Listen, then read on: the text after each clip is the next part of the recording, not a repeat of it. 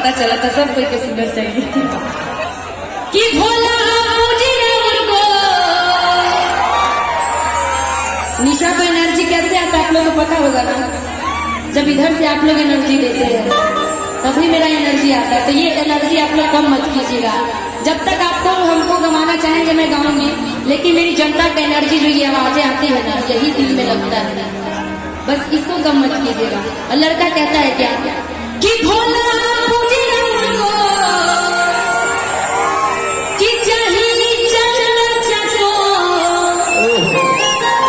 कि नहीं दहेज मैं मांगने को और जिन जिन को चाहिए मेरे साथ एक बार हाथ उठा करके सब लोग भोले बाबा के लिए चिल्लाते हुए भोले बाबा के नाम से हाथ उठाना है। भोले बाबा के नाम से एक बार आप लोग उठा लीजिए। जिनकी शादी नहीं होगी वो तो भोले बाबा जैसा पति मिलते हैं। और लड़के में जिनकी शादी नहीं होगी उनको कैसे ऐसी पत्नी मेरी जैसी। बाप रे देख रहे पप्पू जी इन लोग को मेरी जैसी मेरा भी चाहिए। झेल नहीं पाइएगा मुझे।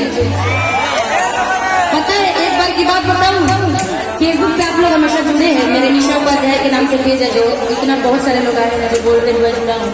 तो मैं कलाकार मतलब रोज रोज कार्यक्रम रहता है मेरा, कभी यहाँ कभी वहाँ जाती हूँ। जैसे अभी कंटिन्यू 20 दिन से कार्यक्रम कर रही हूँ। अभी 22 तारीख तक मेरा कार्यक्रम है। तो उसमें एक बड़ा अच्छा कमेंट आया था, कह रहा है क्या कहते मेरा बहुत ही ज्यादा चाहने वाले थे। कह रहे निशा जी आप तो रोज कार्यक्रम ही करती हैं, रोज कभी दिल्ली कभी बॉम्बे कभी बिहार आती है, आपसे शादी कौन करेगा। और जब इस चीजों को मैंने कमेंट को देखा ना तो कमेंट पे पहले मुझे बहुत तेज हंसी भी आया। बाद में सोची थी मैं कि भाई कितना ज्यादा मेरा सोचने वाला चाहने वाला है, देख रहा है कह रहा है कि आपका शेड्यूल इतना बिजी रहा है उससे शादी कौन करेगा।